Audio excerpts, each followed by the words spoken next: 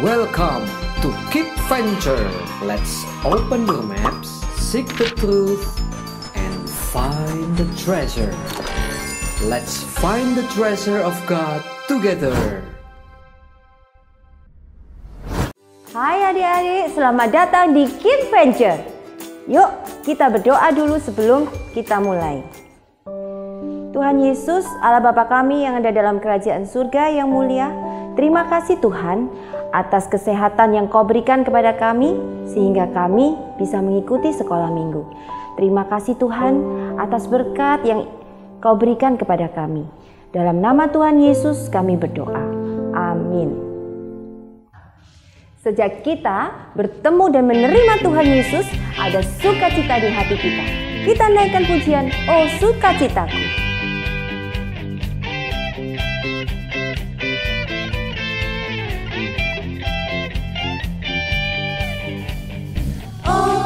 Sukacitaku, sejak ku jumpa Yesusku. Oh sukacitaku, ku temukan Juru Selamat. Dia mengasihi aku, bahkan mati bagiku. Sukacitaku kini penuh.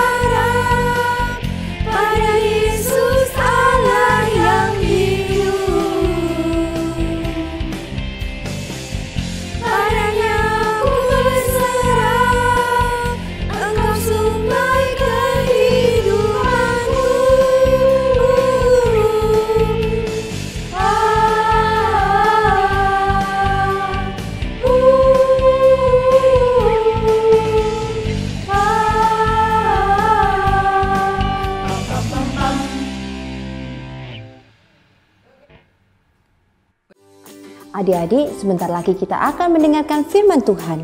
Tuhan sayang sama kita semua. Sama juga dengan adik-adik, Tuhan sayang semuanya. Kita naikkan pujian Jesus Love Me.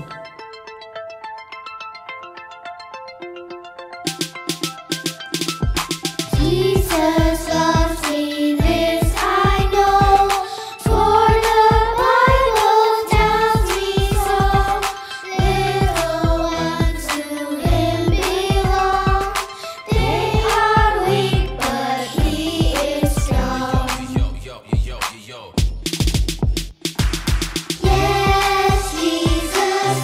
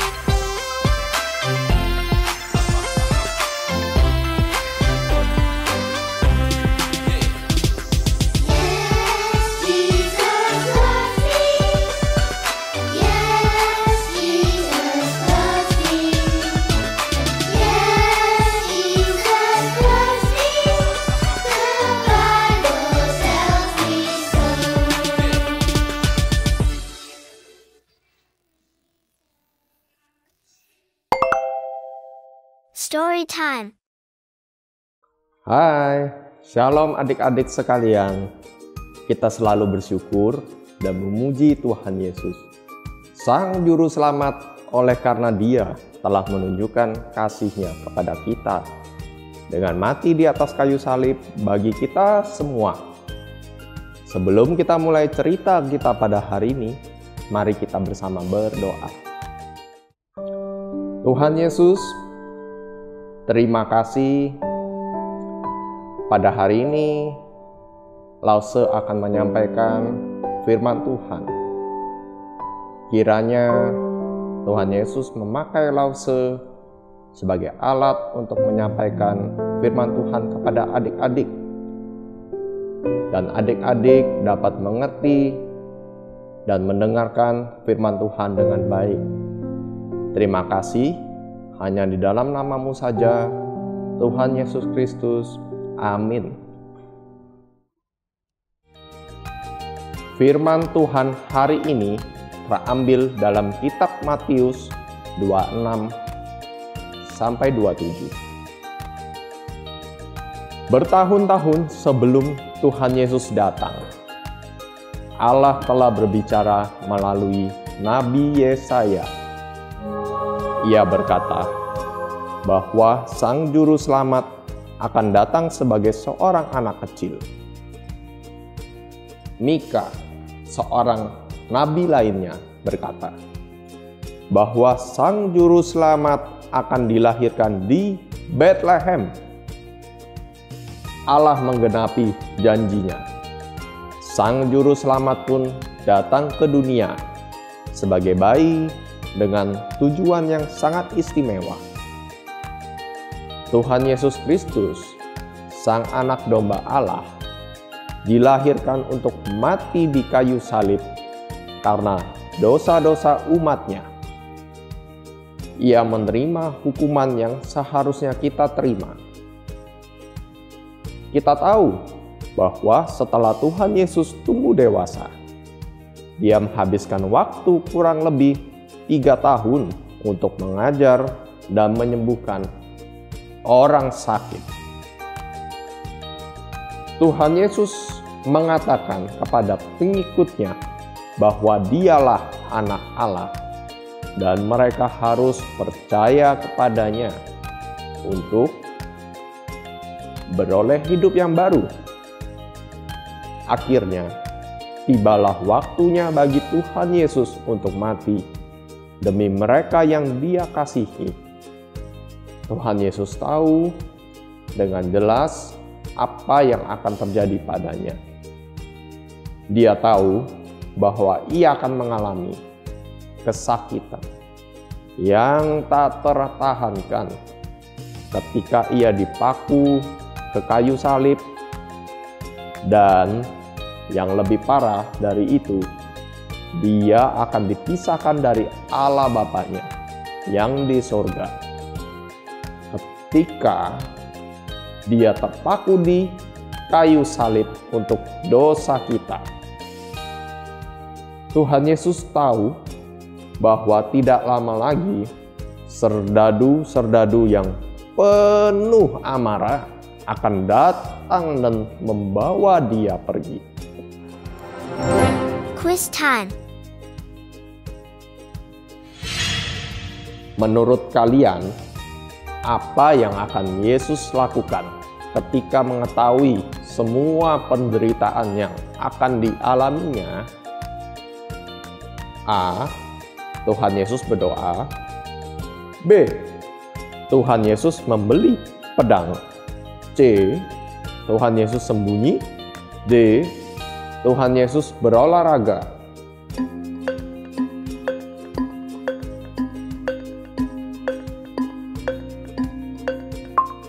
Ya, Tuhan Yesus berdoa. Dia pergi bersama murid-muridnya ke suatu tempat bernama Getsemani. Dan di sana Ia meminta Bapanya yang di sorga untuk menolongnya. Ketika Tuhan Yesus berdoa, murid-muridnya tertidur karena kelelahan. Para serdadu yang membawa pedang pun datang dan menangkap dia. Tuhan Yesus bisa saja melarikan diri. Dia bisa meminta Allah untuk mengirimkan malaikat-malaikatnya. Tetapi Tuhan Yesus membiarkan para serdadu menangkapnya. Meskipun dia tidak melakukan kesalahan apapun. Dia melakukan hal ini karena dia mengasihi kita. Dan karena dia taat kepada Allah Bapa. Ketika murid-murid melihat Tuhan Yesus dibawa pergi, mereka lari dengan penuh ketakutan.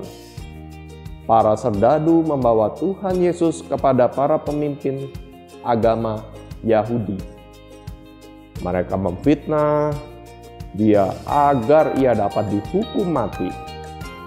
Akhirnya sang imam besar bertanya, "Katakanlah kepada kami, apabila kamu adalah sang juru selamat yang dijanjikan.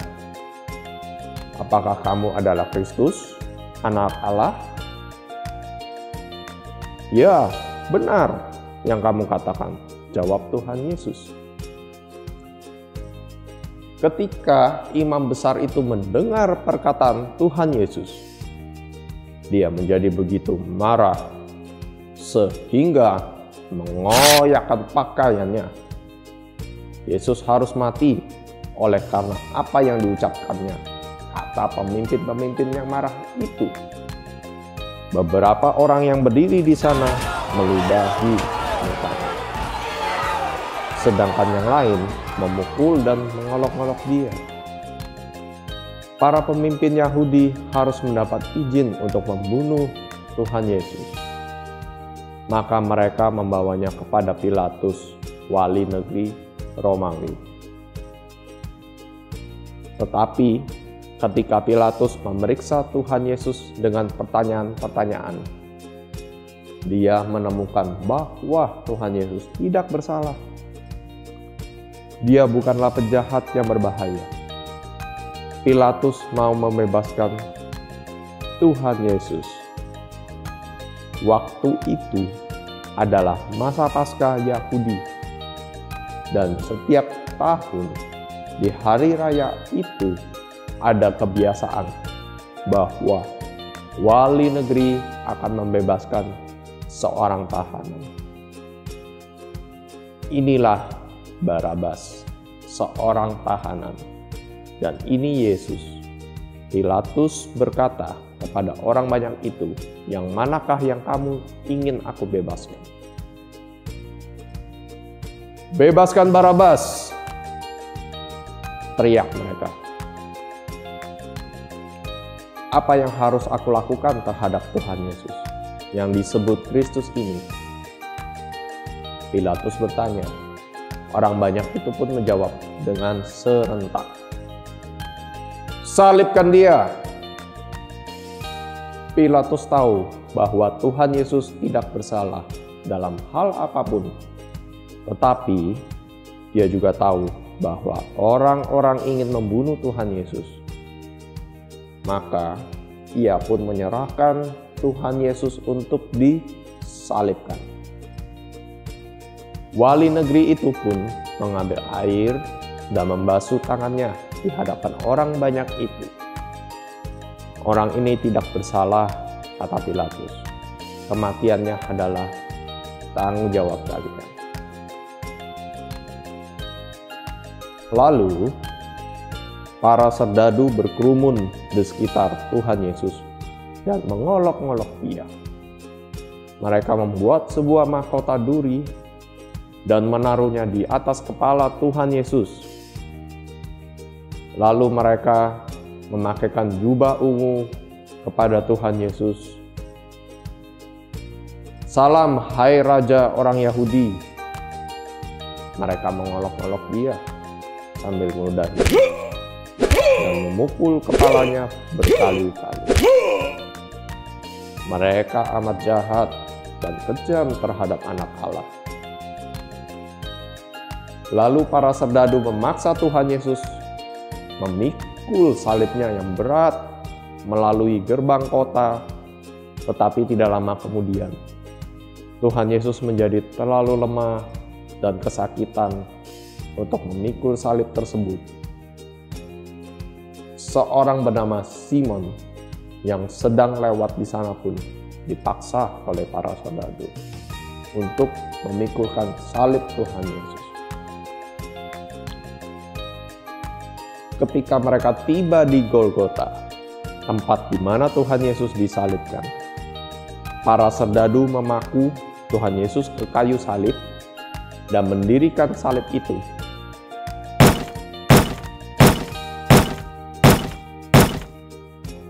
Ada 2 orang penyamun yang waktu itu disalibkan bersama-sama dengan dia.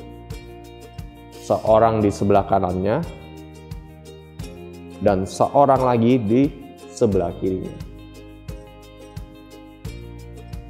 Tuhan Yesus dapat mendengar kata-kata hinaan dari orang-orang yang berdiri di sekitar salib. Kalau kamu adalah anak Allah, turunlah dari salib itu. Tidak dapatkah kamu menyelamatkan dirimu sendiri? Ejek mereka. Tetapi Tuhan Yesus dengan diam menanggung penderitaannya. Dia berdoa agar Allah mengampuni mereka. Dia tahu bahwa ini adalah bagian dari penderitaan hebat yang harus dia alami. Anak Allah sungguh-sungguh seorang diri ketika ia menanggung dosa umatnya. Setelah lewat beberapa jam, kegelapan meliputi daerah itu. Terjadilah gempa bumi dan bukit-bukit batu terbelah. Tuhan Yesus pun berseru dengan suara nyaring dan berkata, "Sudah selesai." Lalu Tuhan Yesus pun meninggal dunia. Penderitaannya sudah selesai. Pekerjaannya sudah genap. Para serdadu yang berada di sekitar salib mendengar kata-kata Tuhan Yesus, merasakan gempa bumi itu, dan melihat semua yang terjadi. Dengan penuh takjub mereka berkata,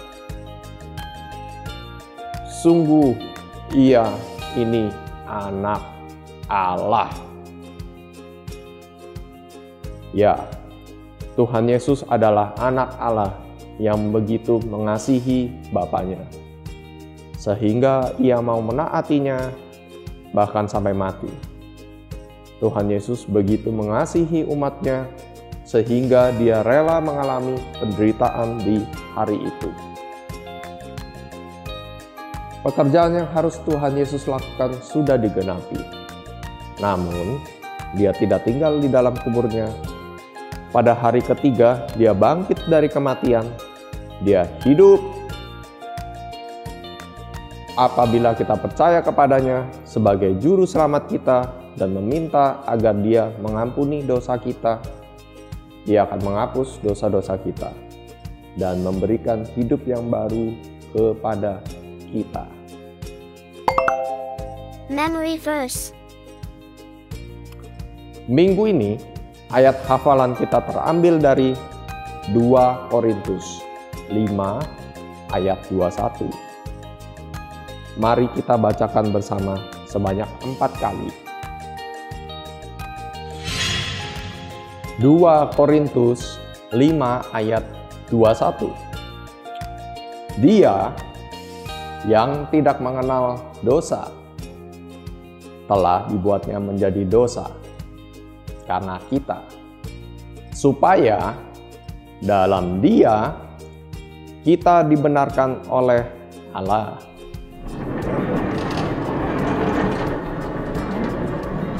Dua Korintus 5 ayat 21. Dia yang tidak mengenal dosa telah dibuatnya menjadi dosa karena kita, supaya dalam Dia kita dibenarkan oleh Allah.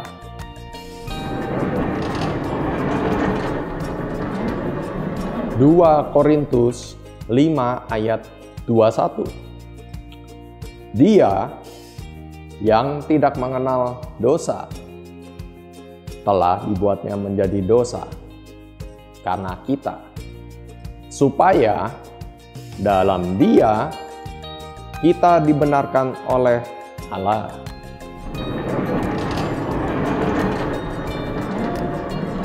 Dua Korintus 5 ayat 21.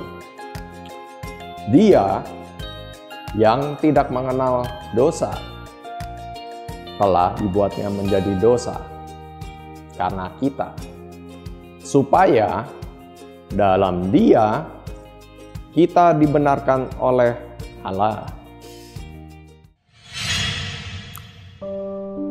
Mari kita berdoa. Tuhan Yesus, terima kasih kami sudah mendengarkan firman-Mu yang Engkau disalibkan Tuhan. Kami sungguh berterima kasih Tuhan Yesus mengajarkan kami, adik-adik maupun lause, kiranya apa yang menjadikan firman ini menyertai kami di dalam kehidupan kami. Hanya di dalam nama-Mu saja, Tuhan Yesus Kristus. Amin. Got questions? Kak, apa artinya pembenaran? Adik-adik, saat kita percaya kepada Tuhan Yesus sebagai Juru Selamat, kita diampuni sepenuhnya dari dosa-dosa kita, sehingga kita dijadikan benar di hadapan Allah. Kita yang tadinya bersalah, tapi sekarang dianggap benar. Paulus menjelaskan dalam Roma 5 ayat 18. Sebab itu, sama seperti oleh satu pelanggaran yang dibuat oleh Adam, semua orang beroleh penghukuman. Demikian pula oleh satu perbuatan kebenaran yang dikerjakan oleh Tuhan Yesus Kristus, semua orang beroleh pembenaran untuk hidup. Sekarang, ketika Allah melihat kepada orang yang percaya kepada Tuhan Yesus, Dia tidak melihat keberdosaan kita lagi. Sebaliknya, Allah melihat kebenaran Tuhan Yesus yang sempurna. Bersyukur pada Tuhan karena kita yang percaya pada Kristus dibebaskan dari hukuman atas dosa kita oleh karya Tuhan Yesus di atas kayu salib. Song of the month. Yay!